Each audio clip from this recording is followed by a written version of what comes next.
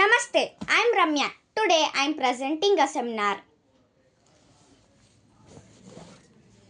The topic is Yah, A, Vah, Ve. Yah this, idu, A these, ivugalu. Vah that, adu, Ve those, avugalu. For example, Yah ek kalam hai. This is a pen. ಇದು ಒಂದು pen.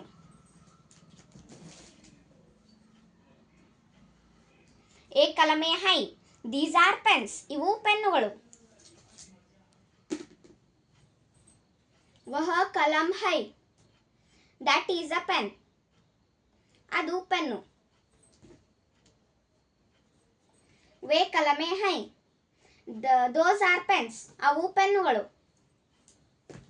I hope you understood. Thank you.